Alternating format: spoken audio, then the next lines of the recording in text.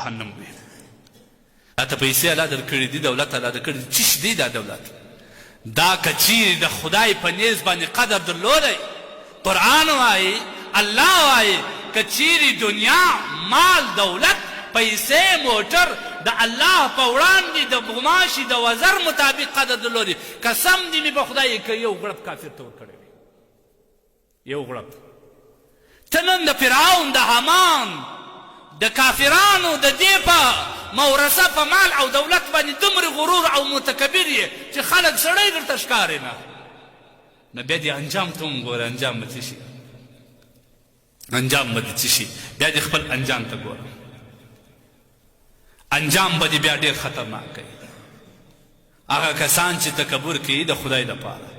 خاص کر زموږ ځوانان په دې باندې اخته دي کله چې دی یو نوي کالي واغوندي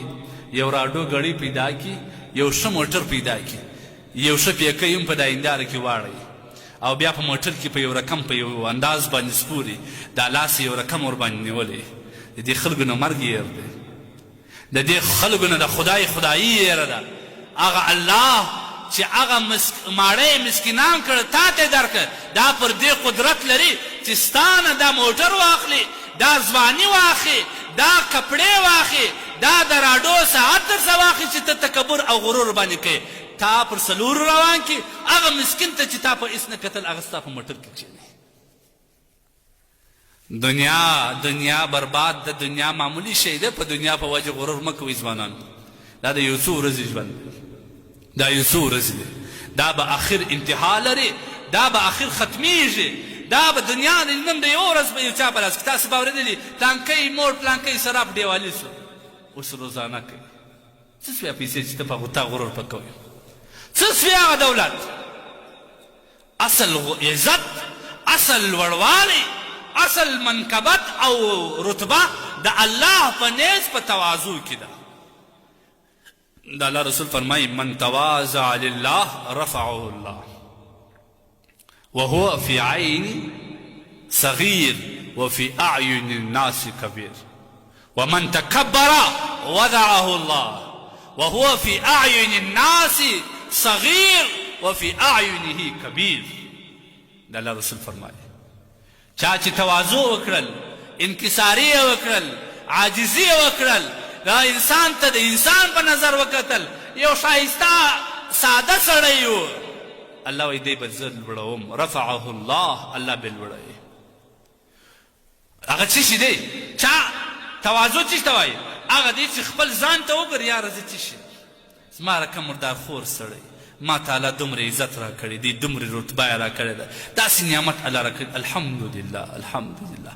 او خلقو ته بیا دی چې معلومیږي وفي اعین الناس کبیر خلقو ته دا ډېر غټ سړی معلومیږي و یاره دومره ښه دولت یا دومره ښه علم یا دومره ښه جمال یا دومره ښه ځواني الله ورکړې مګر دی دومره عاجزه تکبر ومن تکبر وضعه الله چا چې تکبر وکړي الله به نسکوره کړي نسکوره به کړي متکبر څوک دی چې خپل ځان ته وګوري ماشه ته خو نو یو غټ سړی یو ښه پیسې لري یو ملک یو خان یو واک لري یو قومندان یو سرنوال اوس نو خپلې میلې کوه خلک ته بیا دی څه و د خلکو په نظر کې بیا دی څه شي وایو فی اعین الناس صغیره د خلکو په نظر کې د هیڅ حیثیت نه لري در ټولو سر غټ معزز شخصیت دنیا ته چې راغلی دی رسول الله صلی الله علیه وسلم دی زموږ ستاسو سالا دې ته الله جل جلاله ډېر زیات صفات ورکړې وه ډېر عظیمه رتبه الله ورکړې سید الانبیا د ټولو انبیاو سردارو خاتم النبیین د نبوت سلسله الله پر ده ختم کړه د الله محبوب دی دا دومره رتبې دي چې په دنیا کې بل انسان تعالی نه دی ورکړی لیکن د ده تواضع ته ده ګوره کور ته چې به رالي په خپله کالو کې به ستن جګه وه خپل ګالي یې په خپله ګنډل کله چې به لورکي کور ته راغله دا خپل ځای به لور ته ورخالي کوي کله چې به مجلس کې یو صحابي راغلی دی به وس کړي مجلس کې به یې پراخ کړي زموږ خانان ملکان چې په مجلس کې ناستې پښې غځولي یو واز و دراز ناستې چې لس کسان راځي په دروازه کې ناستې دي د خپل ځان حرکت نه کوي د دې خان د نبي په مقابله کې به څه شي څه شي به یې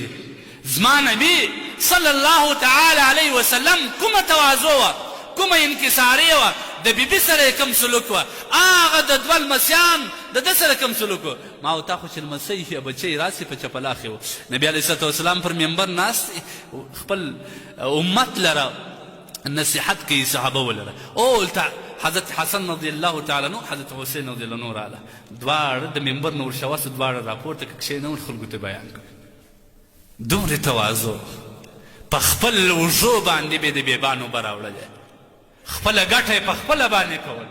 تجارت یې په خپله باندې کوئ پوروړی راځي د الله رسول صلی الله علیه وسلم د غاړې نیسي سخت الفاظ ورته وایي حضرت عمر ورته وایي یا رسول الله دا سړی ستا په قدر او په منقبت نه پوهېږي ما ته اجازه راکړه چې سر قلم ورباندې پرېږدي د الله رسول صلی الله علیه وسلم نه نه نه نه دا پر ما باندې حق باندې دی پروا نه لري دا پر ما باندې حق باندې دومره تواضع دومره انکسار الله ورکړی نو الله تبارک وتعالی دومره عظیم رتبه هم ورکړ ابوبکر صدیق رضی الله تعالی عنه د نبی علیه الصلوة والسلام غار یار د غار یار د الله د رسولو اول د واري په اسلام مشرف کس دی او اول د نبی علیه الصلوة والسلام محبوب یار او دوست دی او خلیفه په اسلام کې اول دی ډېر غټه رتبه الله ورکړې ده عظیمه رتبه الله ورکړې ده عظیمه رتبه الله ورکړې ده ابوبکر صدیق رضی الله عنه خلیفه دی امام دی وایي کله چې به یې د سهار لمونځ وکړي وکتل شاوخوا عیاران به نه وه دی پټ بغله کې به ولاړې هلته یو سپین سره وه یو ډېره ضعیفه سپین سره وه په سترګو باندې ړنده وه د هغه کور ته به ولاړې اسرای به یې ورجارو کړي د کور خدمت به یې ور وکړله خوراک به یې په خوله کې ورکړي بیا به رانې خپل ځای ته اوس وګوره اوس موږ تاسو کولی شو که نه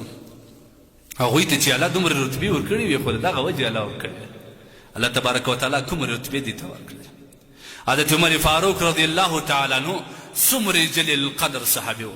د الله رسول صلی الله علیه وسلم نه د مبارک فرمایي لو کان بعدي نبی لکان عمر که زما نه وروسته نبي راکلی عمر فاروق به نبي و هغه دلیره شجاع کس و چې شیطان به لرې ځنې ځغاست